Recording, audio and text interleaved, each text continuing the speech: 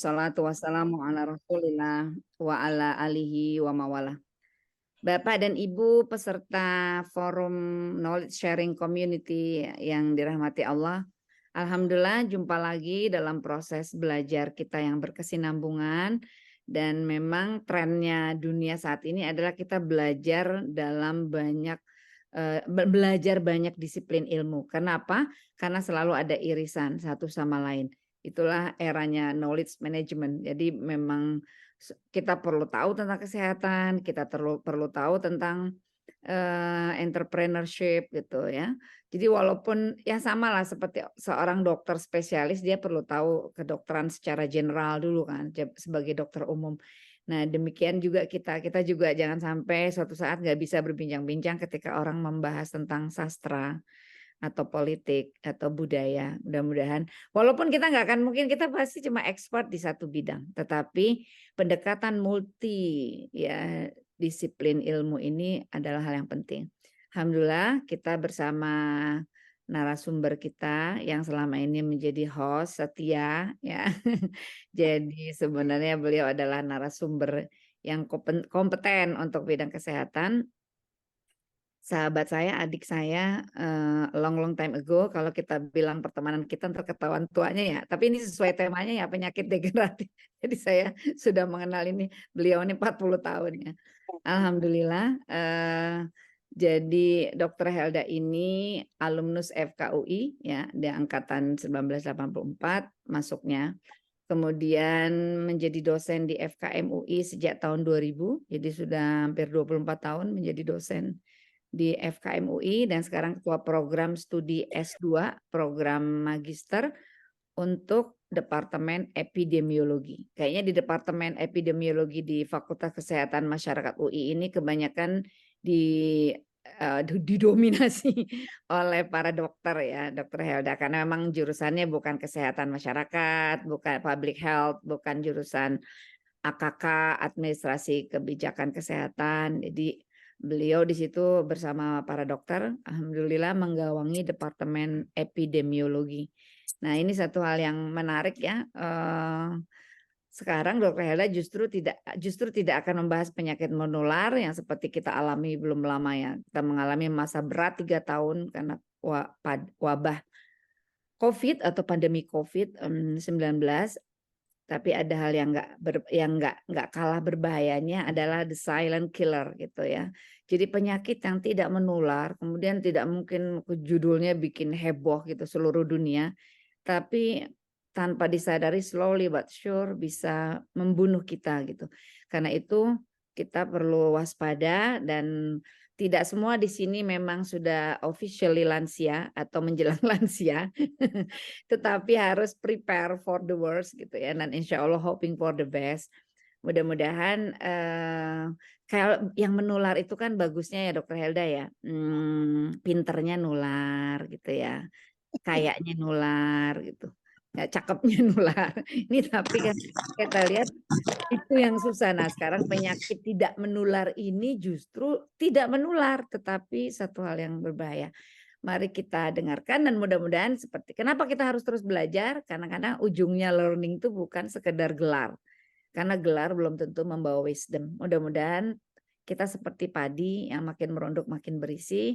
Mari terus belajar karena kita ingin menjadi orang yang lebih wise. Jazakumullah khair Dr. Helda atas kesediaannya menjadi narasumber untuk kuliah Kapita Selekta online. Silakan Dr. Helda. Ya, saya buka dulu ya ininya. PowerPoint. Nah, agak diganti sedikit ya, Mbak Sita. Iya, nggak apa-apa. Bismillahirrahmanirrahim. Assalamualaikum warahmatullahi wabarakatuh. Assalamualaikum warahmatullahi wabarakatuh. Jadi kalau Mbak Sita mengatakan prepare for the worst, saya lebih suka judulnya positif ya, lansia berkualitas. Hoping for the best. Oh, for the best. Tadi tambahin. Oh, tambahin ya. Jadi artinya bahwa kita ingin hidup kita itu berkontribusi buat orang banyak. Nah, itu yang mungkin kita selalu tanamkan di kepala kita bermanfaat buat orang lain. Nah, ini kan nggak bisa kita lakukan kalau kita tidak dalam keadaan berkualitas ya lansianya. Jadi harapannya pada waktu lansia pun kita tetap bisa memberi kontribusi buat masyarakat. Saya nggak pakai bahasa umat ya, Mas, buat semua orang gitu. Karena tidak hanya orang Muslim, tapi juga yang non Muslim pun juga mendapatkan Rahmatan lil alamin. ya dari kita gitu. Ya, saya bingung ini mana Atia. Oh ini ya. Nah, mungkin kita diskusi santai saja ya hari ini karena memang bukan kuliah di kelas ya. Jadi pada sesi ini harapannya kita bisa melihat harapan di masa lansia seperti apa sih gitu ya. Situasi lansia saat ini dan apa yang harus dilakukan. Karena lansia itu harapannya kita, kalau saya berpikir memang model Indonesia itu adalah model yang sangat pilihan terbaik untuk saat ini ya, walau alam masa depan extended family itu ya. Jadi artinya kita tidak mengharapkan lansia-lansia hidup di panti jompo misalnya, tapi dia seperti ini karena sebetulnya saling melengkapi, membutuhkan ya antara apa kakek dan cucu itu sangat membutuhkan ya. Jadi kalau kakeknya ada di panti jompo dan kemudian kalau di Jepang itu kalau dia stroke dia terpisah dari suaminya karena suaminya punya penyakit yang lain. Jadi itu makin membuat kualitasnya makin turun. Nah, harapan lain adalah pada waktu kita lansia, kita berharap juga tetap bisa berinteraksi dengan tetangga. Misalnya kalau kita lihat di sini di gambar ini, mungkin saya cari kartun aja kemarin ya, karena kalau gambar orang kayaknya ini mungkin ada orangnya begitu ya, jadi takut ngambilnya. Nah, ini kita lihat di dalam perawatan, kemudian seperti ini lansia-lansia di masa depan berinteraksi dan juga masih bisa piknik. Nah, ini tetap diperlukan bersama keluarga. Ya, ini harapannya. Dan juga tidak kalah penting kemudian masa-masa untuk udah siap ya. Biasanya orang pada masa lansia ini kemudian menjadi bagian healingnya yaitu adalah ke nilai-nilai agama. Orang-orang mulai religius pada usia 40, mulai kembali mendekat kepada nilai-nilai agama. Tapi pada masa ini ada PTM, penyakit tidak menular yang mengintai. Ya, kalau kita lihat pohon ini yang selalu saya berikan ke mahasiswa, bahwa ada pohon PTM namanya. Kalau kita lihat akarnya, penyebabnya, dan kemudian tentu berbeda-beda tiap negara ya. Kalau mungkin kita tidak alkohol di sini, di luar mereka penggunaan alkohol yang menjadi masalah ya. Kalau kita lihat ada keganasan, ada kardiovaskular, ada penyakit paru yang kronis dan diabetes ya. Penyakit PTM mungkin tidak dramatis ya, seperti penyakit menular. Kalau menular itu heboh gitu ya. Tadi juga Mbak Sita sudah memberi pengantar. Orang akan cemas ya dengan cepat kalau demam gitu. Ya kalau anak demam kita pasti akan segera bawa ke dokter misalnya cari bantuan ya. Nah, tapi kemudian penyakit PTM ini beda.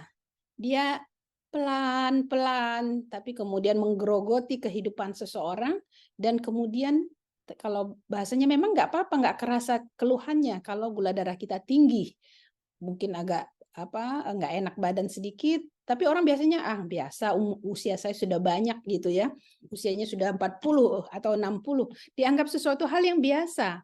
Nah ini yang mindset seperti ini yang perlu kita perbaiki karena sebetulnya itu tidak biasa. Kalau tensi lebih dari 120/80, kalau gula darahnya tinggi, itu harus dilakukan sesuatu terhadap pasien tersebut begitu. Ya. Mungkin saya baru saja kehilangan om saya yang hipertensi ya. Dan waktu saya pulang kemarin sebentar ke Sumatera Barat ya, itu om saya juga bilang, adiknya, kakaknya dia, tensi saya 170. Lah, maksudnya dengan apa? Lah jangan bangga dengan tensi yang segitu kan. Tapi orang kadang-kadang merasa, saya nggak apa-apa gitu ya. nanti 5 atau 8 tahun kemudian baru akan muncul efek dari tensi yang tinggi tersebut. Jadi hati-hati, banyak orang yang kemudian merasa pede sekali dengan tensi yang tinggi, dengan gula darah yang tinggi, dia tidak melakukan apa-apa dengan hal tersebut. Tetap berjalan dengan seperti itu, makannya tetap seperti itu, olahraganya juga nggak ada misalnya. Nah ini yang harus kita perhatikan dengan baik, bahwa orang-orang seperti ini perlu kita pendampingan ya. Jadi kalau kita lihat secara internasional bahwa penyakit tidak menular ini membunuh ya 40 juta tiap tahunnya. Sama dengan 74% dari semua kematian yang ada. Jadi kalau kematian yang ada itu 100, 74-nya itu karena penyakit tidak menular. Besar sekali ya, 3/4-nya. 17 juta mati untuk daerah yang di bawah garis kemiskinan ya, menengah ke bawah gitu. Kemudian 77%-nya itu kemudian kita ingin menargetkan sepertiga kematian itu ya. Jadi kita ingin turunkan menjadi sepertiga ya. Oke, ini kalau ini kita kerjaannya pemerintah ya sebetulnya, tapi pemerintah nggak sampai ke masyarakat. Banyak program-program kita hanya program-program seremonial seperti stunting 10 triliun, banyaknya untuk perjalanan ke bayi stuntingnya cuma 20%. Ya ini oleh karena itu saya juga pengen juga di KSC ini memberikan bagaimana penyakit tidak menular ini bekerja sehingga diketahui banyak oleh publik gitu. Nah, juaranya, ini juaranya penyakit tidak menular ini ya. Ini kardiovaskular ya, yang jelas ya. Hipertensi tadi Pak Gunawan juga mengatakan, saya juga hipertensi dokter, saya juga sebetulnya hipertensi. Kalau hipertensi terkontrol nggak ada masalah sebetulnya. Bisa hidup terus dengan bersahabat dengan kardiovaskularnya yang terkendali gitu ya. Kanker itu 9,37 juta ya. PPOK itu 4,1 juta. Prevalensi itu jumlah penderitanya ya. Diabetes itu 2, ya. Jadi PPOK tadi apa? ini obstruksi paru. Jadi paru. ya kayak orang asma, kayak orang Pneumonia. TB. Ya, pneumonia. Tapi nanti ujungnya PPOK Mbak Sita. Jadi bukan, ini beda. Yang dia udah kronis. I see. Ujungnya itu PPOK gitu ya. Penyakit obstruktif ya, paru obstruktif ya, kronis. Nah, ini yang memang mau kita diskusikan hari ini, yaitu pasangan yang mematikan ya, hipertensi dan diabetes ya. Ini normalnya 120/80, jadi kadang-kadang hati-hati juga kalau tensinya tensi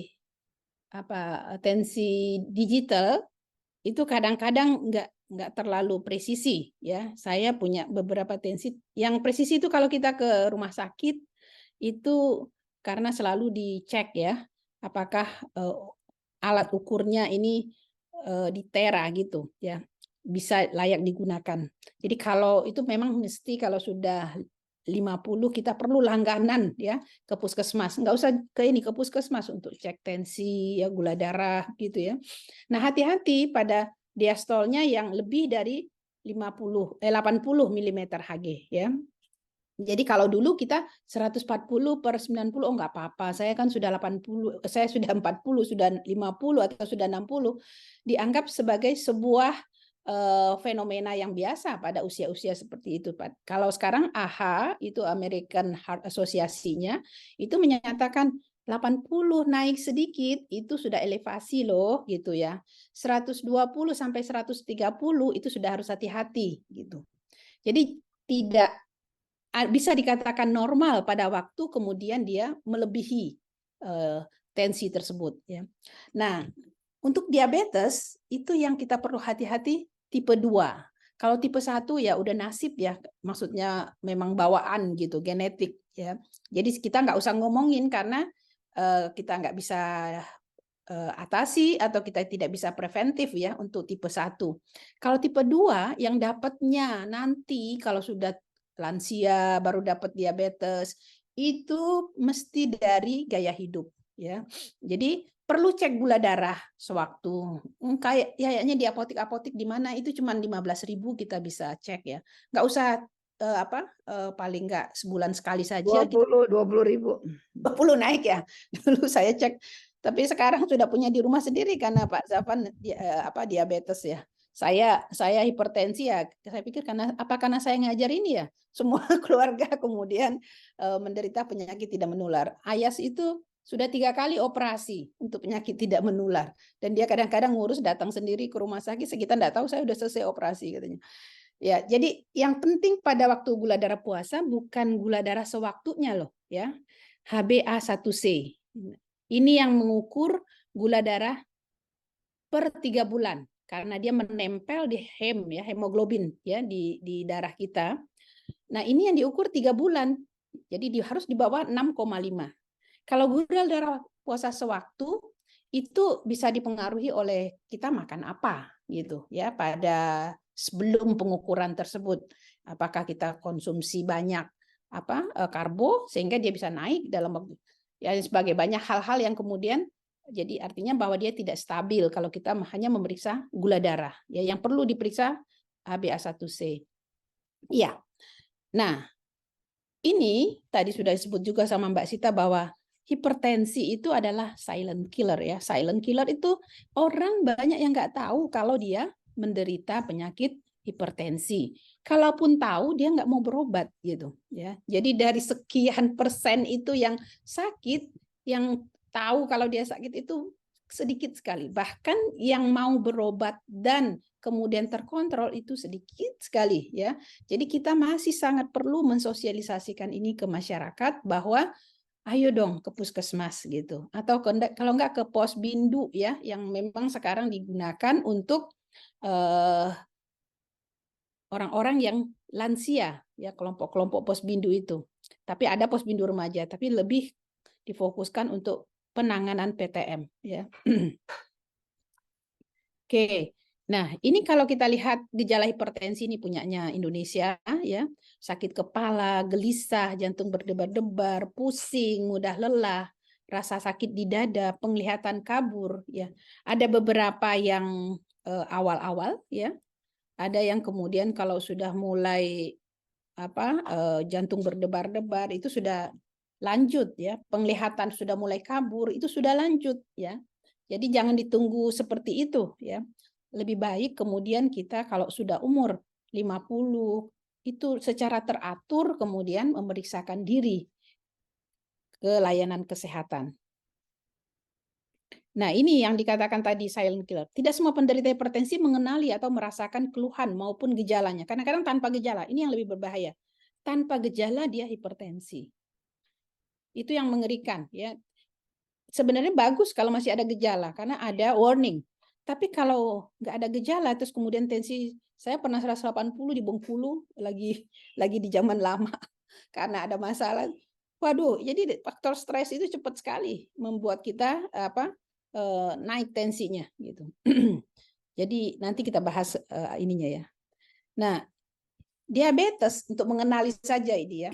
Sebenarnya diabetes itu ada faktor pabriknya, ya, ada faktor di jalannya, ada faktor di ujungnya, di selnya. Jadi kemampuan memasukkan gula darah ke dalam sel itu nggak terjadi. Jadi nggak bisa masuk selnya. Jadi gula darah di dalam darah tinggi terus, nggak bisa masuk ke dalam sel. Apakah karena insulin yang bawanya itu nggak diproduksi atau resisten, nggak mampu bekerja, udah capek karena makan karbo terus, capek ya insulinnya, kemudian ngambek kali ya, jadi kemudian nggak mau produksi sesuai dengan kebutuhannya, sehingga terjadi hal tersebut gitu. Jadi hati-hati nih, ini bisa mengenai semua orang gitu. Kalau kita tidak memperbaiki gaya hidup kita dalam makan, ya, kalau makanan junk food bahasanya itu makanan-makanan sampah ya, yang kemudian menjadi lifestyle. Karena kita dibawa ya nih gaya-gaya hidup luar yang negatif malah kita bawa ke Indonesia gitu. Oke, terus ini ya kalau apa yang dikerjakan orang luar untuk ini Amerika screening uangnya banyak ya, jadi dia screening bisa ya semua masyarakatnya di screen ya. Australia bikin Beat It olahraga ya. Jepang bikin fosu. Ini ada makanan-makanan yang kemudian secara tradisional yang sehat itu dibantu oleh pemerintahnya untuk dikonsumsi oleh masyarakatnya. India membuat message diabetes ya. Jadi dia memberikan message berbagai hal. Kita juga punya ya cerdik ya, cerdik. Kemudian kita juga punya patuh kalau sudah jadi penderita. Punya, tapi kemudian angka kita nggak turun-turun. Untuk hipertensi tetap malah tambah lama tambah naik. Diabetes tambah lama tambah naik. Jadi saya lagi berpikir juga usia harapan hidup diperpanjang itu sebetulnya benar nggak sih gitu. Kalau nggak berkualitas, buat apa gitu. Ya, jadi yang perlu kita pikirkan bukan hanya sekedar memperpanjang hidup, tapi bagaimana kemudian hidup bertambah dalam keadaan yang berkualitas. Nah, ada satu hal yang kemudian menjadi fenomena yang menakutkan, ya, namanya sindrom metabolik.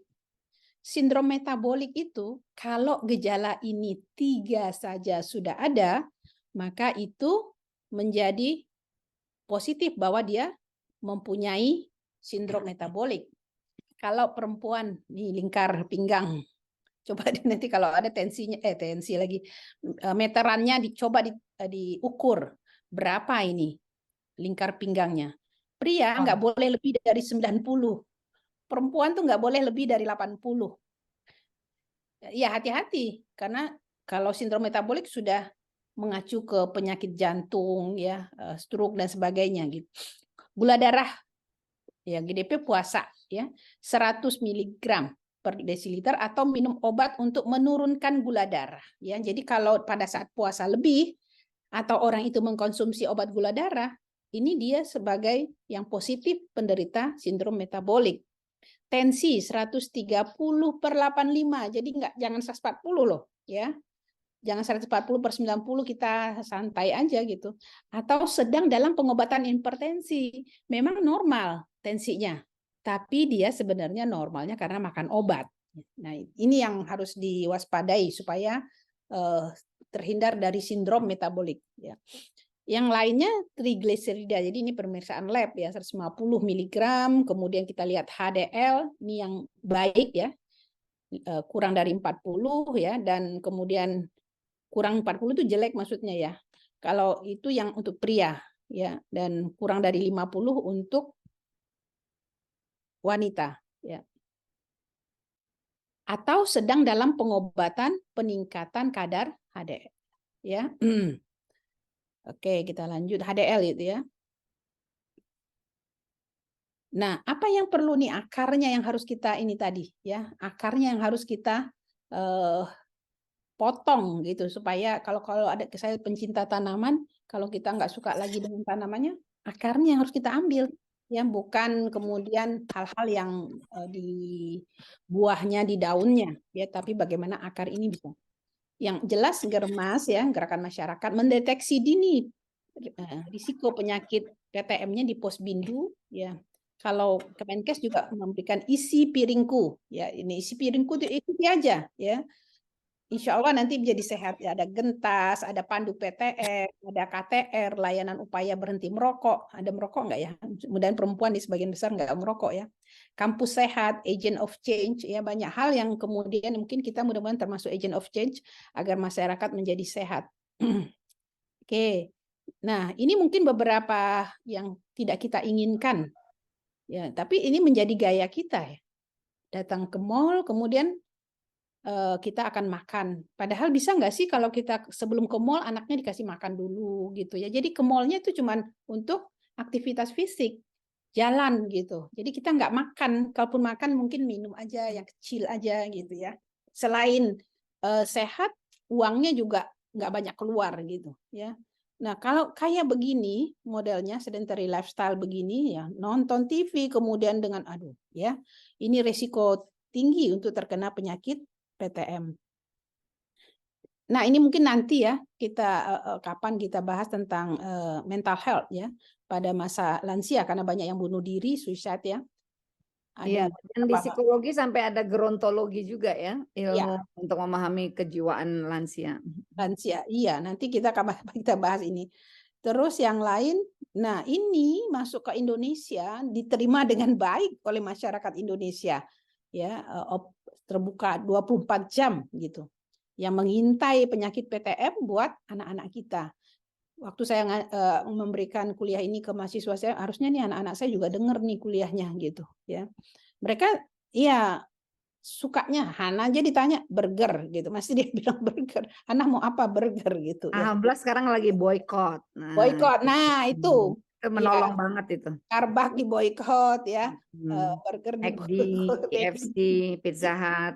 Itu menolong kita sebenarnya, tidak menolong Palestina saja, itu menolong kita juga sebetulnya ya dari masalah kesehatan. Nah ini yang kita inginkan. Zaman dulu kita kan suka piknik gitu nggak Mbak Sita ya, terus kita bawa bekal gitu, kita buka bekalnya di sana, itu yang Betul. yang kita harapkan ya. Jadi ibunya juga puas, masakannya dimasak, coba kita masak terus orang pada makan di luar ya, males lah masak. Udah ibu-ibu sekarang makin males masak gitu.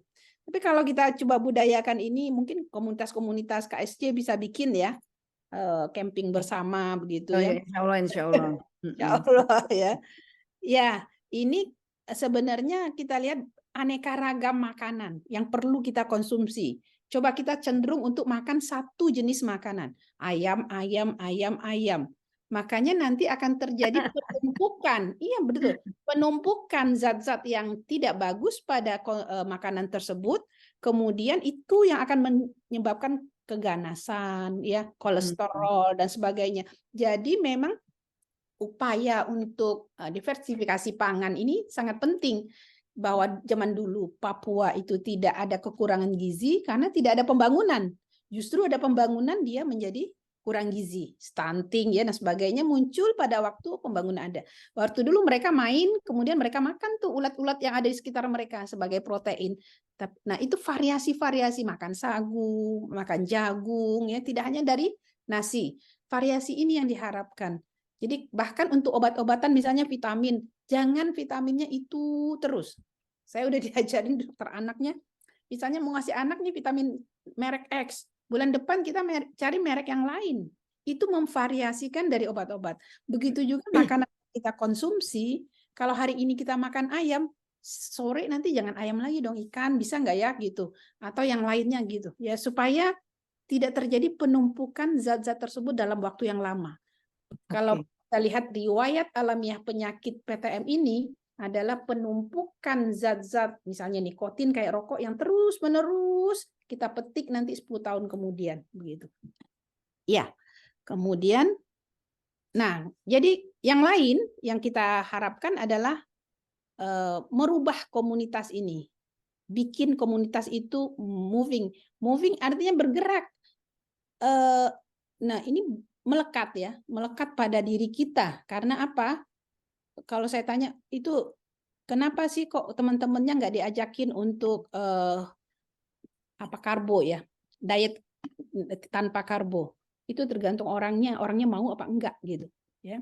Nah, kita harus mendorong merubah komunitas ini menjadi moving. Itu maksudnya bagaimana? Kita lagi nunggu kereta di stasiun, bisa nggak sih kita nggak duduk tapi kemudian jalan mondar-mandir. Kalau saya lagi ujian berdua begitu, salah satunya kemudian Bu Helda saya mau jalan ya, saya udah jalan 3.000 loh selama jaga ujian ini. Jadi artinya bahwa dia sudah berpikir melekat di dalam dimanapun dia harus berpikir saya sudah beraktivitas fisik sekian sesuai dengan target saya gitu ya. Jadi ini harapannya seperti ini kita inginkan. Kalau di Singapura memang apartemennya dibuat ke stasiun itu jarak yang terjangkau, nggak perlu gojek gitu.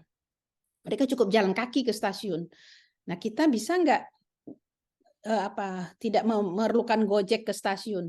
Kalaupun saya pernah melihat itu di Turki ya dan di Yordan. Ya memang rata-rata untuk ke stasiun, rata-rata untuk ke tempat bis itu jalan. Nggak ada Gojek. Kita tuh dimanjakan dengan Gojek. Iya itu, Gojek itu. Saya dari kampus berusaha jalan ke rumah. Orang-orang pada, ibu jalan, mahasiswa saya bingung. Iya, kenapa ya memang? Jadi itu sesuatu hal yang tidak lazim gitu. Ibu kan punya mobil, kenapa Ibu jalan? Lah, ini kan kebutuhan kita ya. Hemat bensin.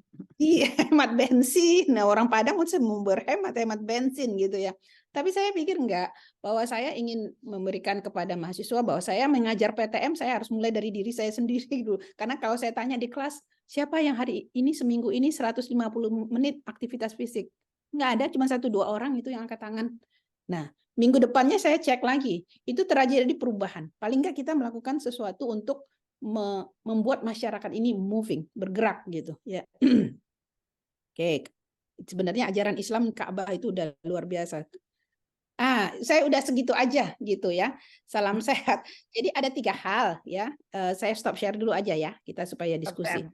Ya, ada 3 hal. Yang pertama makan, ya. Yang kemudian aktivitas fisik. Yang ketiga kendalikan stres. Hidup kita ini udah penuh dengan stres.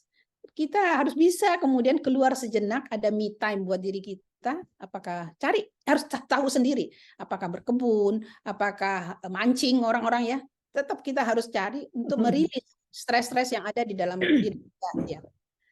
Jadi 3 hal saja. Kalau di Indonesia kalau saya enggak, ini kan alkohol enggak lah kita ya. Kita Insya Allah. itu Mbak Sita mungkin sebagai Jazakillah khair, ya luar biasa. Dokter Helda kalau bicara kesehatan lancar sekali. Nah, beda kalau ngomong yang lain. Alhamdulillah. Jadi benar tadi Dokter Helda, bapak saya almarhum itu hipertensi dari umur 40 tahun sampai wafat menjelang 90. 50 tahun bersahabat hanya dengan 1 jenis obat ya. Alhamdulillah. Hana, anak baru sekalian, bangun. ya, jadi mungkin kita kaitkan dengan materi kita yang lalu ya, 7 kebutaan mindset gitu. Salah satunya adalah the parable of boiled frog ya, parabel katak rebus. Jadi kalau penyakitnya suddenly, sekonyong-konyong gitu, kita bereaksinya cepat gitu. Ya, betul. Tapi kalau the silent killer gitu, yang pelan-pelan, dan itu artinya itu satu hal yang ketika mahasiswa saya mengingatkan, Ibu kesalahan apa mindset yang Ibu alami? Ya langsung saya mengatakan, nah itu nomor 5 ya paling enggak adalah ketika saya tidak menyadari genetis hipertensi, ya harus diterima juga. Dokter bilang Ibu genetis hipertensi karena bapak saya juga dari ini, tetapi tadi tidak di manage ya, tidak dikontrol, tidak dikendalikan sehingga sempat terkena TIA, trans ischemic attack. Alhamdulillah Allah berikan masih kesempatan untuk pulih, dan sekarang Pak Gunawan kita sesama pengguna amlodipin, obat 1 juta umat buat hipertensi. Tapi alhamdulillah ya benar tadi aktivitas moving, kemudian lebih gembira, lebih sehat. Sebenarnya ada satu kiat juga yang pernah diungkapkan oleh seorang lansia yang tetap produktif ya di usianya. Dia mengatakan 1, orang itu ditentukan dari what you eat, ya apa yang kamu makan, dan 2 what you read, untuk otak gitu ya. Jadi kaitannya bukan cuma dimakan untuk fisik kita, tapi apa yang kita baca lalu menimbulkan ya efek positif, apa yang kita cerna dari buku, dari sosmed, dari apapun untuk kesehatan otak kita dan kesehatan jiwa kita. Jadi supaya lebih komprehensif. Ya, saya buka forum diskusi, nampaknya sudah banyak pasien-pasien Dokter Helda yang akan berbincang-bincang. Jangan malu-malu, bilang aja saya belum lansia Bu, tapi om saya lansia gitu ya. Saya belum lansia, tetangga saya lansia, jadi bisa konsul tentang orang tuanya. Ini juga persiapan untuk birrul walidain. Salah satu birrul walidain adalah mengajak orang tua ke rumah sakit. Saya suka sedih kalau di rumah sakit lihat lansia jalan sendiri, antri sendiri, itu sedih sekali. Kemana anaknya sih? Kalau anaknya sok sibuk, kemana sih cucunya gitu. Dan memang Dokter Helda dalam Islam konsepnya adalah ailah, extended family. Memang extended family. Jadi seperti Fatimah juga pernah ditegur oleh Rasulullah, "Hei Fatimah, jangan lukai hatiku dengan menangisnya Hasan," karena menyebabkan hati Rasulullah itu sedih gitu kalau Hasan menangis. Itu contoh untuk extended family-nya ya. Pak Gunawan mau memulai Pak, silakan Pak, pasien pertama ya dibuka. Ini bukan saya bukan dokter. Ini konsultasi gratis Dokter Helda. Bukan Mbak Sita, saya lebih ke arah public health. Jadi saya mendorong orang itu pasti untuk melakukan aktivitas fisik, diet yang sehat, kemudian mengendalikan stres. Jadi healthy life ya. Dan pengalaman saya kalau makan sama Dokter Helda itu minimalis sekali, tidak ada nasi ya. Ya, siapa yang mau ini menyampaikan pendapat atau apa? Benar, insya Allah tercerahkan kita secara buka rahasia, Kasita buka rahasia. Jadi ya. memang upayakan bentar ya Mbak Leni, saya kalau diajak Mbak Sita makan, Mbak Sita pasti cari makanan mana. Oh, sari kuring yang ada ikannya gitu. Pasti dia cari gitu. Iya, karena dia pemakan ikan dan tidak nasi. Waduh, banyak nih, banyak Dokter Helda. Silakan Mbak Leni. Habis itu Lisnawat. Silakan Len di lower hand sama. Bismillahirrahmanirrahim. Assalamualaikum Ibu Sita, Ibu Helda. Ya, teman-teman semua. Leni. Mama Leni umurnya 70 tahun. Mama ya, di Padang. 70, di Sumatera Barat. Baru kemarin itu baru pertama tiba-tiba telepon, kok pusing ya gitu kan. Pusing kenapa, salah makan kali gitu kan, muntah-muntah gitu kan. Ternyata hipertensi. Berapa? 160. Oh, tinggi ya. Iya tinggi. Itu baru pertama. Maksudnya selama ini nggak pernah. Mungkin karena apa sih, biasa ngurusin apa sih, kampung kayaknya ngurusin tanah sawah ya, kayak gitu-gitu kayaknya. Nggak gitu. Sehat dong, enggak sawah. Iya, bener Bu, ke sawah masih gitu. Masya Allah. Makanya kaget, maksudnya baru kemarin itu pertama hipertensi 160 gitu. Selama ini maksudnya nggak pernah. Udah ke dokter? Katanya udah ke dokter. Kemungkinan maksudnya kan kata Bu Helda kan, maksudnya kemungkinan kan yang cepat memicu adalah stres gitu. Mungkin stres kali mikirin itu kan apa sih, sawah gitu, mikirin anaknya. Iya, mikirin anaknya memang gak ada yang di kampung. Ini anaknya nih. Lagi di Jakarta pulang semua. Kampung Len, pulang kampung, tengok orang tua. Kalau Leni nggak pulang kampung, ibunya aja yang dibawa ke sini. Nggak mau. Dia jagain sawah. Udah nggak mau dia ke Jakarta, udah dipaksa-paksa. Leni berkala kunjungin. Leni, yang ditanyain apaan, Len? Yang mau tanya apa sih namanya, kira-kira ada nggak Bu, maksudnya cara yang, kan anaknya jauh nih, kalau misalkan dia sama keluarga, anak cucunya jauh kan, tadi kan maksudnya kan berkeluarga, anak cucunya jauh, jadi maksudnya buat iya maksudnya kalau misal apa mungkin makanan gitu yang bikin dia apa sih, biar ibu nggak itu tadi maksudnya jauh dari hipertensi, karena kan keluarga jauh. Iya. Berkala nggak tuh video call? Video call kalau telepon masih sering, dan ini sering telepon, cuma maksudnya kan nggak ketemu gitu kan. Kalau telepon masih, maksudnya mungkin dari makanan atau apa gitu, atau apa yang bikin biar kemungkinan hipertensinya biar nggak ada lagi gitu, atau turun. Hipertensinya nggak ada lagi. Iya, Leni, saya coba jawab satu ya, bahwa sebetulnya masa lansia itu memang sudah begitu ininya. Bentuknya pembuluh darahnya sudah mulai tidak elastis lagi ya. Jadi kalau ditanya rata-rata esensial, hipertensi esensial itu nggak tahu sebabnya. Orang hanya cari faktor risiko. Faktor risiko itu yang tadi dikatakan, mungkin aktivitas fisik bagus ya, bercocok tanam gitu ya. Tapi mungkin ada faktor stres tadi ya, dari faktor makan ya. Jadi hal-hal yang begitu yang kita harus cari satu-satu gitu. Kalau dan yang penting sekali harus makan obat.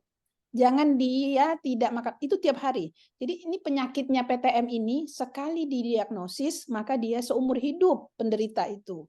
Jadi ada orang yang merasa kapan ya bebas, kalau makan antibiotik kan biasanya seminggu kita selesai. Kalau penyakit menular selesai. Tapi PTM enggak. PTM itu sekali kita didiagnosis maka itu perhatian kita sepenuh. Apalagi bersahabat ya dengan penyakitnya. Harus bersahabat dengan penyakit. Dan begitu ini harus ada orang yang perhatikan, Len. Jadi ibu tuh sendirian di rumah sana? Sama bapak, berdua. Iya, ini Alhamdulillah, sama-sama lansianya. Sama-sama lansianya. Iya. Karena saraf-sarafnya sudah mulai tidak seperti ini. Jadi sering sekali jatuh ya lansia ini, karena kakinya itu kan menapak di tangga itu, dia pikir udah sampai karena rasanya itu sudah tidak seperti orang muda. Nah, itu yang sering dia jatuh di tangga Jangan gitu. sampai jatuh ya. Iya, jangan sampai jatuh. Itu nanti kita ngomongin lagi osteoporosis. Ya, ini banyak sekali judulnya untuk ini. Sekali. Iya, kalsiumnya juga harus tetap dikonsumsi. Nah, ini jadi kalau lansia itu obatnya segepok gitu ya. Makan kalsium, kalau perempuan apalagi makan vitamin E, makan vitamin D. Hmm. Ya, makan obat anti hipertensi. Jadi kalau saya udah malam itu ada segenggam kali obat yang harus dikonsumsi tiap hari. Ya, artinya bahwa mungkin orang menggunakan kosmetik kemudian akan terlihat tetap muda ya, tapi sebetulnya Yang di kebutuhan dalamnya menua. ya menua Oh, gitu, nggak bisa betul. dibohongi deh gitu. Mm-mm. Pembuluh darahnya sudah mulai tidak elastis lagi gitu ya. Kemudian saraf-sarafnya sudah mulai tidak bekerja, sensornya sudah nggak maksimal lagi. Jadi yang sering kita lihat ini baru saja adik saya, mertuanya jatuh gitu ya, fraktur. Kalau udah tua fraktur susah. Ini jadi ini Otak. mesti ada orang yang nemenin tuh bapak ibu tuh ya. Kalau nggak paksa aja datang ke Jakarta Ya, atau gitu. keponakannya Len atau siapa Len Cari. keluarga. Karena kalau kita lihat hidup sendiri lonely gitu ya, kecemasan itu kalau di Belanda itu banyak yang meninggal di kemudian 3 jongkok. hari kemudian baru tahu begitu ya. Ya. Dan tentu itu lansia yang tidak kita inginkan gitu. Ya, jadi kalau ditanya dari makan, sebenarnya makan Sumatera Barat itu bukan risiko betulnya karena rempahnya banyak sekali. Yang perlu dikurangi kolesterolnya ya, itu yang kalau rempahnya itu bagus banget tuh. Kalau saya makan sate Padang, kuah itu sama kuahnya yang saya mau makan gitu, bukan otaknya ya atau tunjangnya gitu yang kan orang lebih mencari itunya. Sementara yang itunya nggak dimakan kan, kuahnya nggak dimakan ya. Nah, justru ada di situ tuh untuk ke arah kanker, ya, ke arah kanker. Ya. Apa Oke. ke arah kanker dak? Apa? Bumbu-bumbu rempah itu kan kita bingung di Indonesia ini kenapa sih ya? Makannya jelek, kemudian lingkungannya jelek, kok kansernya nggak terlalu banyak ya angkanya? Iya, Karena rempah-rempah. ternyata mengkonsumsi rempah-rempah itu gitu. Luar biasa. Iya. Ya, jazakillah khair Dr. Helda. Cukup ya Len. Jadi buat bahan introspeksi juga kita semua untuk menjaga kesehatan orang tua kita. Ya, Suci Lisnawati, silakan. Mau dibuka kamera? Ya, sip. Ya, Suci, silakan Suci. Ya, alhamdulillah, Masya Allah, disadarkan, dipertemukan dengan circle yang peduli dengan kesehatan yang dari dulu memang saya menginginkan. Ini tentang saya dulu. Saya tuh kan, Bu Dokter, saya usia 24 tahun sudah menikah kan. Jadi punya anak itu Sekarang berapa? selang setahun kemudian. Sekarang berapa Suci? Sekarang baru 38. Wow. Iya, jadi yang saya rasakan itu ketika hamil seringnya tensi rendah gitu dok ya. Mungkin karena bawaan hamil gitu kan, tensinya rendah. Selalu rendah itu sekitaran kadang 100 tuh paling tinggi. Kadang 90, kadang kemarin saya yang anak ketujuh itu keguguran itu hampir 70. 2 minggu itu nggak bisa naik-naik tensi saya gitu. Jadi apa ya, kan tadi teori penumpukan gitu ya kan, akibat dari baik itu konsumsi atau memang aktivitas. Nah sekarang yang saya rasakan ketika saya sudah tidak hamil lagi tuh, saya juga masih tensinya suka rendah dok. Saya kalau ada aktivitasnya tinggi, terus apalagi ditambah dengan menstruasi, itu saya udah, kalau ruku yang kegiatannya itu posisi kepala di bawah itu udah pusing gitu, udah kunang-kunang, udah oyong. Itu lebih pada ketika memang terasa kali kalau sedang menstruasi. Nah, terkadang memang saya kalau obati dengan makanan yang standar aja, misalnya herbal ya, atau makan dan minumannya saja itu kurang efek juga. Jadi saya suntik gitu, suntik neurobion. Nah, jadi yang saya tanyakan saran dokter tuh gimana gitu kan? Karena memang aktivitas itu tidak bisa kita hindari gitu kan. Jadi memang di makanan itu yang harus gimana gitu. Karena memang orang tua saya itu, mama saya itu memang meninggal juga di usia sangat muda sekali, 38 tahun juga. Semoga Allah memberikan lapangan kubur. 38 tahun dok meninggalnya. Jadi mama saya itu meninggalnya juga tensi rendah plus kena ke tipes. Itu juga nggak ada riwayat gejala-gejala, itu sakit dari mulai bulan pertama sampai 6 bulan ke depan itu langsung ngedrop gitu, langsung nggak bisa eh, apa pulih lagi gitu. Jadi setahu saya memang kalau hipertensi kan dia ada riwayat genetik gitu dok ya. Kalau darah rendah kan nggak ada dok ya, apa turunan juga gitu kan. Jadi sekarang ini saya sering ngerasain tuh ya gitu pusing gitu kan. Eh, Terus kadang kalau udah ditanya lagi nggak apa itu mau makan apa, itu pertanyaan yang nggak saya suka gitu karena kadang kalau lagi apa tuh emang nggak selera makan, nggak mau makan apa dan udah capek gitu kan. Itu satu dok, satu lagi dok. Nah sekarang ayah saya nih dok, ayah saya itu memang orang yang nggak bisa diem sampai sekarang ini, aktivitasnya itu nganter gas karena punya pangkalan gas bapak kan. Jadi nganter gas itu memang aktivitas fisik terus bekerja, tapi itu kan dia kalau ngangkat gas kan fokusnya di tangan tuh. Jadi memang tangan yang sering pegel. Nah, belakangan ini bapak itu sering ngeluh di tengkuk belakangnya itu kaku, tegang gitu. Heeh. Terus semalam Pak sore baru curhat lagi itu matanya pandangannya kabur gitu. Tadi saya Ya, Bapak berapa ternyes suci? juga tadi. Bapak saya itu udah sekitar 67. Ya. Sekitar udah 67. Jadi tadi Ya masih di muda, itu masih muda. Kalau iya, jadi iya, dokter tadi bilang kalau udah kabur tuh udah lanjutan gitu kan dok. Jadi ya, memang bapak saya tuh untuk kontrol, kadang kan gitu kalau udah lansia nih memang awalnya kan dia sehat-sehat aja tuh kayak punya si Leni tadi kan dia nggak ada gejala, tapi udah masuk ke usia kemarin tuh muncul dan bermunculan tuh ada aja, ini satu muncul ini muncul lagi muncul gitu kan. Jadi untuk bapak saya tuh bagaimana dok ya, karena memang tinggal sama saya kan itu baru manggil tuh bapak. ya, ya. Iya, jadi kalau saya tensi rendah, kalau bapak tensi tinggi gitu. Eh, Ya. Apa dok yang lebih pada konsumsi hariannya, aktivitas kita gitu, yang rutin yang kita buat gitu supaya ya benar tuh kata dokter, kita hidupnya lama, tapi kadang kita nggak sehat gitu kan. Nah, jadi umurnya tuh jatah kita sampai 70, tapi kita nggak sehatnya tuh menahankan sakit. Kan kita nggak mau seperti itu ya, kita mau tuh Iya, ya ya, hidupnya sehat gitu ya kan. Gitu. iya. Terima Suci, kasih dokter. saya jawab yang itu Makasih, dulu ya. Iya. Saya jawab si apa Mulyanti dulu. Jadi dia bilang nggak apa-apa tuh makan. tunggu, Dokter Helda. Eh, Coba Mulyanti mau bicara langsung nggak? Mulyanti, ini orang Kaltim ini. Orang Kaltim. Bim, jawab yang kita jawab dulu yang langsung. Oke. Aku moderator ya. Karena penting tuh Sekarang. pertanyaannya. Ya itu penting. Tapi dia nulis. Jadi next. Nggak boleh tuh. Kan Mulai Muzaffar dulu. Mas. Suci dulu. Iya, Suci, apa tensi rendah itu dulu ada obatnya, tapi kemudian ternyata tidak efektif, ditarik ya obatnya itu. Jadi menurut saya sih bukan ini ya konsumsi makan. Jadi bedakan tensi rendah dengan anemia itu beda ya, beda hal itu. Kalau tensi diukurnya dengan alat tensi, kalau anemia HB-nya yang diukur. Ini hal yang berbeda. Tapi mereka saling berkorelasi. Kalau misalnya apa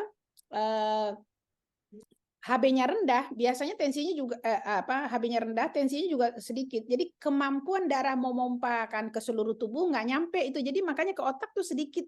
Orang sinkop kalau lagi upacara itu karena memang nggak nyampe darah ke kepala. Jadi makanya pingsan gitu. Jadi orang darah rendah itu sering itu yang seperti Suci bilang itu. Tapi itu yang kebiasaannya nggak mau makan itu tuh ya. Karena kalau mau bikin darah kan harus ada yang supplier proteinnya. Dan kalau kita nggak makan dari mana gitu? Zat besinya dimakan nggak tuh? Kalau anemia, cek dulu nih anemia nggak gitu. Dari mana ini sumbernya tensi rendahnya ya? Harus dicek gitu. Karena kalau kita kemudian biarin aja, memang saya khawatir tuh teman saya juga darah rendah itu usianya nggak panjang gitu.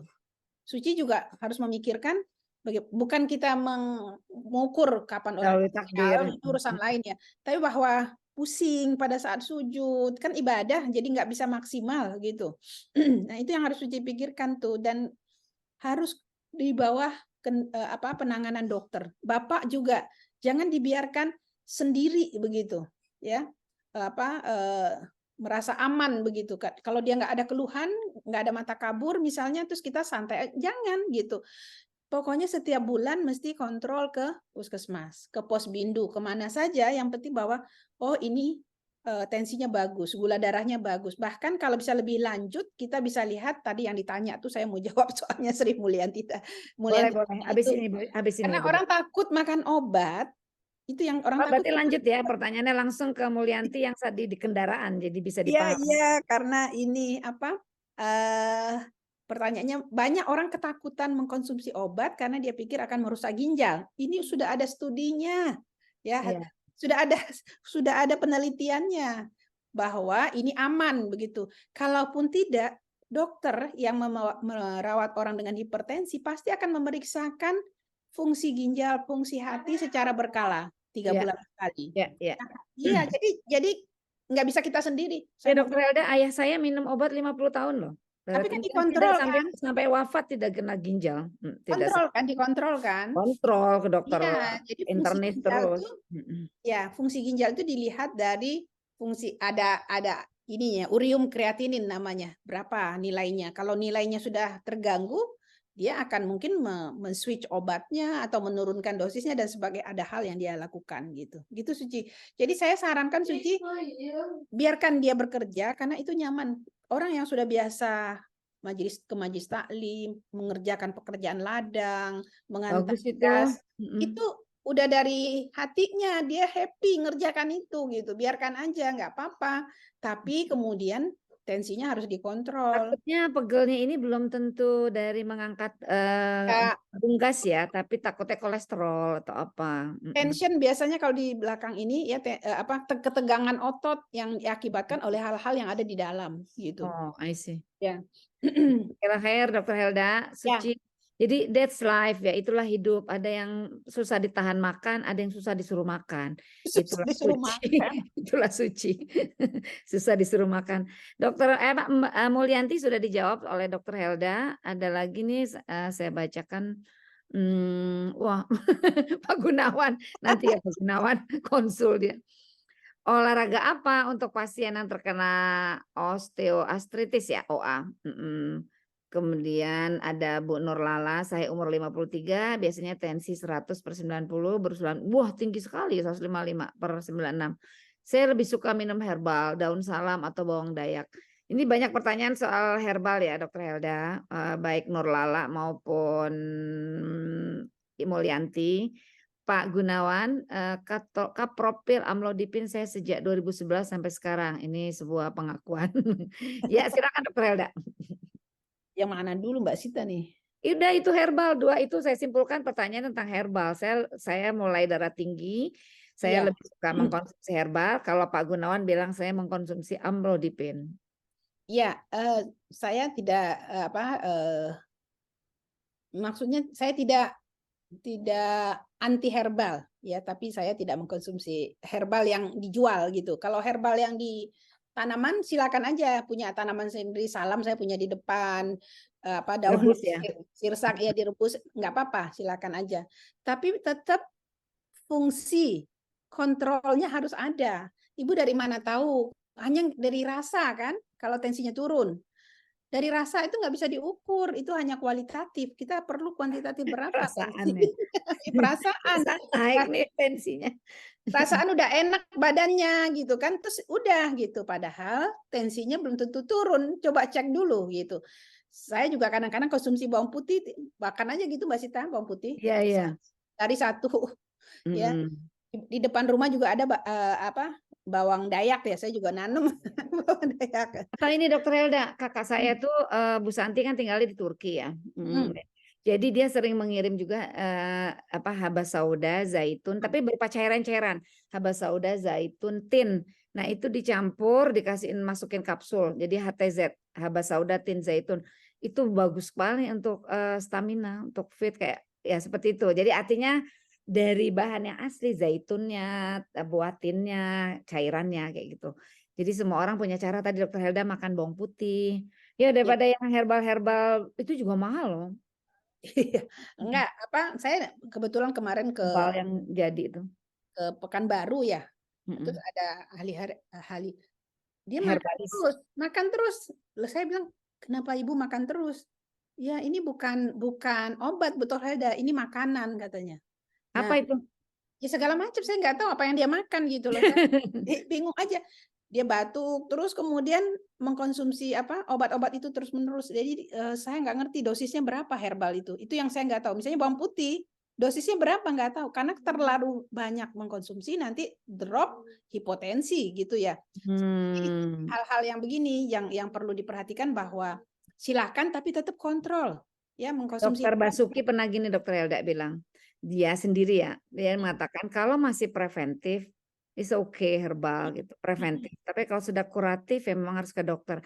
Anak saya juga pernah ngingetin ibu, zaman modern ini ada teknologi yang namanya dokter. Jadi karena kadang-kadang kita tuh males ke dokter.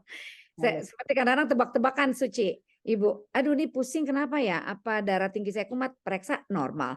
Apa dari mahnya ya normal? Ternyata ngilu ke dokter gigi, ibu infeksi di dalam giginya, ada lubang. Kayak gitu perlu dokter assessment. Nah, penyakit Jadi Anda jangan jadi dokter sendiri ya. gitu. Iya, itu pun nasihat buat saya. Suami saya karena apa? Dia suka menjadi dokter untuk dirinya sendiri. Saya bilang, emang tahu dari mana? Saya bilang, tanya gitu aja. Iya, tahu, katanya tahu. Dia nggak tahu sebenarnya. Tapi orang sering menjadi dokter untuk diri. Nah, Jangan. saya tahu ya. Saya. Sekolahnya lama. Saya aja nggak berani untuk diri saya nggak berani untuk jadi dokter penyakit dalam untuk diri karena saya bukan penyakit dalam ya. Saya Iya, bukan ahli jantung. Jadi saya akan datang sebagai dokter, saya akan dokter datang jantung. saya akan datang untuk memeriksakan. Jadi Mbak Sita kalau mengkonsumsi herbal untuk vitamin untuk meningkatkan stamina bagus menurut saya. Preventif ya. Ya, silakan gitu ya. Tapi kalau udah lansia tetap perlu kontrol sebulan sekali. Jangan males gitu. Jangan males. Iya. Dokter jangan Anaknya males. tuh harus diingetin, dokternya bukan dokter medis gitu. Nah, Ibu gitu. dokternya dokter politik ya Bu, bukan medis, jangan so taunya. Ya benar, jazakillah khair ini berteman dengan dokter Helda ini. Emang Mbak Sita terakhir kapan kontrol? Tanya dulu. Aduh. Kan dia benar. nggak kontrol juga. Iya, saya diomel-omelin, adik saya itu profesor bidang kesehatan masyarakat, ini temannya dokter Helda. Jadi saya mau ke dokter internis, mau kontrol. Saya Ya. rasa nggak usah yang murah, nggak usah yang mahal-mahal. BPJS-nya dipakai itu aja. Ada BPJS punya. Nah, iya, tapi kan nggak mau dipakai, heran. Mau bayar aja tapi nggak mau dipakai. Aduh, kena deh saya nih. Diomelin sama Bayar adik aja saya. nggak mau dipakai. Saya dari dulu emang diomelin terus sama dokter Pak Helda. Safan pasang ring kemarin pakai BPJS. Kita punya inhale. Jangan sampai saya pasang ring. Pakai BPJS aja Mbak Sita itu di cover semuanya. Kita nggak bayar apa-apa. Ya. Pak Gunawan diomelin juga dong. Karena saya pakai BPJS Bu Dokter, BPJS di Puskesmas gratis lagi. Iya. Tapi kadang ditolak Bu Dokter, ditolak itu begini. Pak Gunawan kan sudah enggak ini diabetesnya gula darah. Enggak usah diukur. Ya, kan ini historinya nggak ada ini gula darah nggak usah nanti dipakai yang itu kan yang memang bermasalah terbatas karena puskesmasnya gitu. Pak Gunawan ya kalau puskesmasnya mungkin iya ya, tapi minta rujukan aja ke rumah sakit. Pak Gunawan bilang aja ini saya udah sering kencing gitu. Itu kan gejala-gejala. Kalau misalnya gini nyeri dada, itu dia akan konsulin ke dokter jantung. Jadi keluhannya harus disampaikan karena kalau nggak ada keluhan mereka nggak bisa diklaim gitu persoalannya. Jadi waktu persiapan itu ya dia bilang aja Pak saya tulis ya Pak dokternya yang nyuruh saya tulis Bapak nyeri dada, nggak ada keluhan loh dia dengan pasang ring itu. Nggak ada keluhan Mbak Sita. Jadi saya tanya dokternya, dok bisa 60 begini gimana? Kok nggak ada keluhannya?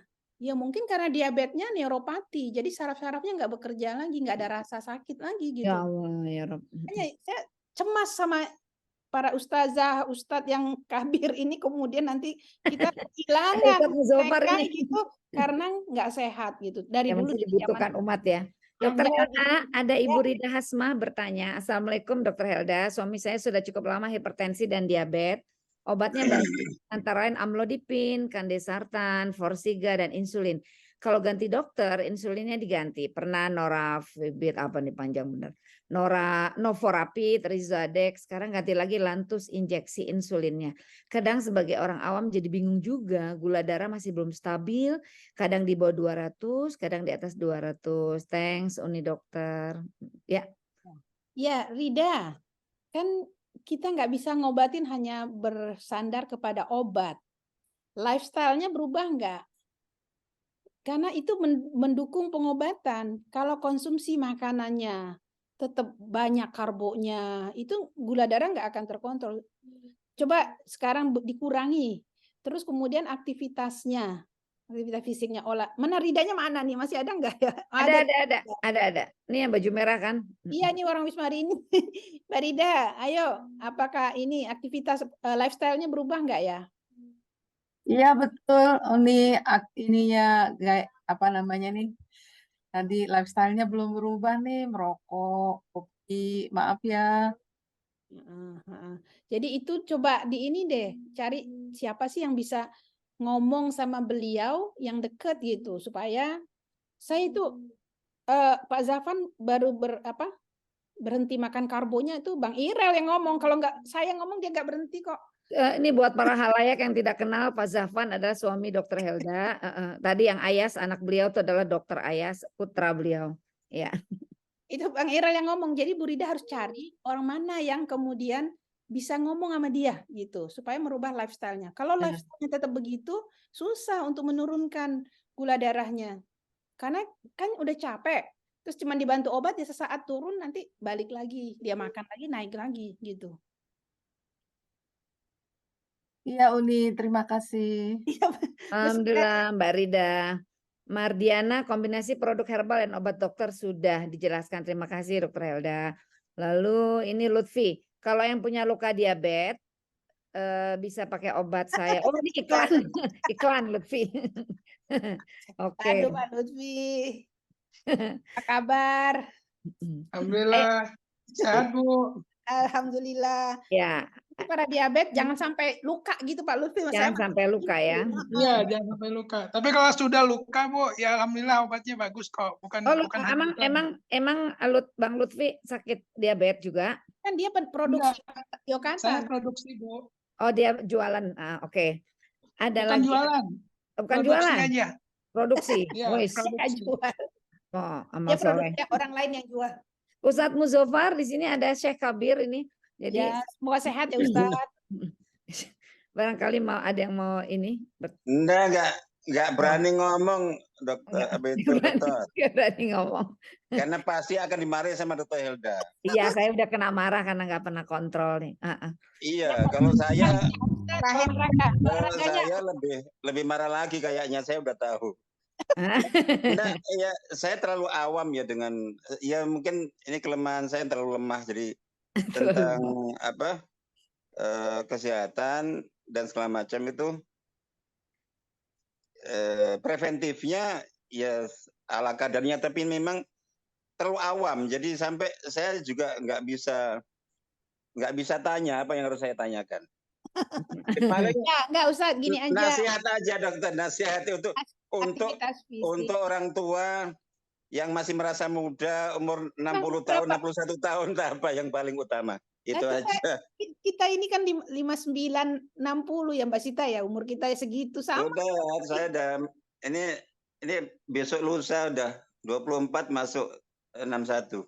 Ya baru sedikit umurnya, baru sedikit itu. Masih muda. Iya. Oh, makanya merasa muda, Zat. Masih merasa muda jadinya nggak temper. WHO sekarang 60 tahun masih pemuda, Ustaz. Muda. Iya, ukuran syabab kan Mas Yan. Suyuknya kan 70 ke atas. Iya, jiwanya muda, badannya tua. Tapi kalau saja insyaallah. Ya, saya kira ini Ustadz olahraga, lifestyle aja yang diperbaiki, itu aja sebenarnya. Itu juga kaitannya dengan ibu sebetulnya, dengan pendampingnya. Kalau pendampingnya nggak support, ya susah juga. Ya kalau dibikinkan makan, terus kita nggak makan, dia marah kan ya. Jadi sebaiknya memang makanan yang dibuatkan yang sudah cocok dengan usia kita gitu. Saya jadi saksi kok, Dr. Helda ini bukan cuma ceramah doang tentang kesehatan, tapi dia memang menjalankan. Sehari itu bisa jalan 10.000, makannya sedikit banget ya. Mbak Sita, saya kebetulan ada pertemuan Muhammadiyah waktu itu, pakar-pakarnya ya. Itu ada dokter yang kena diabetes, luka. Ya, luka dan berbungkus-bungkus lah kakinya itu datang. Terus yang satu lagi bukan dokter, diabetes juga. Nah, yang satunya bugar, yang satunya udah kayak begitu. Padahal ilmunya dokter gitu. Itu Kaburomaktan Indomaret. Iya, yang satu ini jalan 10.000 setiap hari. Saya Dokter Helda katanya sampai di rumah saya cek Google saya handphone saya nggak sampai 6. Saya jalan di rumah sampai dia 10.000 katanya. Jadi di rumah Luar dia tetap biasa. jalan lagi, melengkapi. Sebetulnya di Google sampai 6.000 aja udah cukup, 6.000. Saya Ada yang cuma ketawa. 2.000 langkah sehari. Jangan Ya, nggak 10.000 5.000. berapa lama Bu Dokter kalau santai? Saya kalau dari kampus jalan itu 6.000. Itu 1 jam itu sekitar 1 jam. Sebetulnya kalau Kemenkes cuma minta 30 menit sehari. Udah banyak itu. Nah, Udah 30 menit sehari ya. 30 menit aja jalan. Jadi Pak Gunawan mungkin kalaupun ada kendaraan jangan dipakai kendaraannya untuk kebutuhan tubuhnya gitu. Kalau Pak Ferry sih sampai sekarang masih lari nih, baru pulang lari pagi. Saya harus mengikuti. Masya Allah. Orang-orang sukses itu Masya Allah. memang kita Salam lihat. dah sama Pak Ferry. Ya kasih nasihat nih Pak Ferry, boleh ngasih nasihat juga kan dengan kebiasaannya. Iya ya, Masya Allah. Saya ingat nasihatnya Ustadz Anies Matan. Dia bilang gini, kita nggak pernah tahu Allah memberi umur kita misalnya sampai 80 tahun atau 70 tahun. Tapi jangan sampai dari umur 50 tahun sampai 70 tahun yang masih Allah berikan durasi waktu itu. Tapi kita dalam kondisi sakit-sakitan, tidak produktif, tidak kontributif. Itu mungkin ya tujuannya. Kalau soal umur itu kita serahkan pada Allah. Ya, yang itu tadi berkualitas tadi itu Mbak Sita. Yang kita inginkan berkualitas. Ya. Ya, alhamdulillah Dr. Helda, bincang-bincangnya masih ada waktu 10 menit lagi. Mbak Herianti dari tadi mute lagi, mute lagi. Mbak Eri. Silakan Mbak Kak Eri. Uni Eri. Ya, soalnya kan saya memang punya gula, punya. Oh, baru tahu. Hipertensi. Kita ke waktu makan biasa aja nih, saya bisa soalnya teman makan semua nih saya. Mbak Sita, tapi saya setiap malam minum Bu Sita, minum atorvastatin, amlodipin sama. Salaman yuk, salaman. Banyak teman, amlodipin geng. Karena kebetulan ya geng amlodipin. Yang ini ipar saya yang dokter spesialis bilang kalau umur 40 itu lebih baik kita jaga dengan memang minum obat yang rutin gitu. Kalau memang kita punya kecenderungan itu, karena kan memang keturunan ya. Ibu juga penyakitnya banyak. Itu Dokter Helda. Iya, tapi nggak cukup ya. Obat aja nggak cukup. Ya. Obat aja nggak cukup. Harus dibantu dengan lifestyle-nya itu. Ya. Tadi ada yang tanya apa? Kalau misalnya osteoartritis olahraganya apa gitu kan, saya belum jawab. Ya. Berenang, ayo berenang. Karena itu yang nggak memakai, atau sepeda statis bisa ya, kalau di rumahnya ada sepeda yang statis. Karena kalau sebetulnya osteoartritis itu obatnya digerakin juga tuh sendinya gitu. Tapi nanti kita bahas nanti ya osteoartritis ya. Masya Allah. Jazakillah buat Ami. Pertanyaan saya sudah diwakilkan soal tensi. Wah, ternyata banyak sekali Dr. Helda pasiennya, pasien hipertensi. Kemudian Ustadz Gunawan, Pak Gunawan, Asdos, mumpung ada Ustadz Muzafar, dia bilang mengatakan bahwa dalam buku Zadul Ma'ad Ibnu Qayyim, salat bisa menjaga kesehatan. Nampaknya untuk melakukan ini salat yang khusyuk. Ada tetangga kami di sini sekitar umur 70 tahun, masih sehat, masih terus jalan tiap hari. Lalu Pak Ferry, suami saya nanya ke dia, gitu, namanya Pak Pane. Pak Pane, apa sih kiatnya untuk sehat? Dia bilang apa? Sujud di waktu sholat malam, sujudnya diperlama. Ya, itu mungkin untuk ininya ya, apa benar-benar sehat lahir batin gitu, Dr. Helda. Jadi betul. Ya, Ustadz Muzafar mungkin bisa memberikan kiat kesehatan dari aspek. Oh, nggak berani. Kok nggak berani? Sadar diri, Dok. Mudah-mudahan sedekah ilmu Ustadz dari konteks Islamnya bagaimana. Mudah-mudahan ya. Masya Allah. Tapi makin kita belajar, makin balik ke nilai-nilai Islam. Extended family nilai Islam, tawaf bergerak terus Islam, ya healing segala macam itu masa tahajud. Menurut saya healing ya tahajud itu ya. Itu sebenarnya merilis semua stres kita ke atas gitu. Jadi kita besoknya nggak punya stres yang kita simpan dari hari kemarin. Kita sudah. Tapi Dokter Helda ini beneran tenang. Anaknya mau operasi aja tenang, suaminya mau pasang ring tenang, situ Nggak ngasih tahu, saya nggak berani ngasih tahu orang. Nggak ngasih tahu udah pasang ring gitu Dokter Helda itu. Kalau mati itu kan sudah takdir Bu Dokter ya, tapi kalau sehat itu kan pilihan. Iya. Menjadi sehat itu pilihan. Ya, hidup sehat pilihan. Dan kita juga memetik apa yang kita tanam ya. Kalau kita menanam sesuatu yang positif ya, insya Allah kemudian menjadi positif yang kita petik. Iya, jadi apa yang kita makan tadi kata Dokter Helda itu menentukan sehat. Saya nambahin apa yang kita baca itu juga menentukan kita sehat. Lalu Ustadz Muzaffar, Pak Gunawan dari segi spiritualitas. Jadi Masya Allah mudah-mudahan kita bisa menjalankan hal-hal yang sudah dibahas ini. Dan semua ternyata di sini walaupun banyak mayoritas masih muda ya. Ina masih under 40. Ada yang sudah menjelang 40. Tetapi juga cukup banyak lansia di sini. Nah, mudah-mudahan kita semua bisa menjadi lansia yang produktif, lansia yang tetap sehat dan kontributif untuk umat. Ya, Ustadz Muzaffar masih sangat dibutuhkan umat.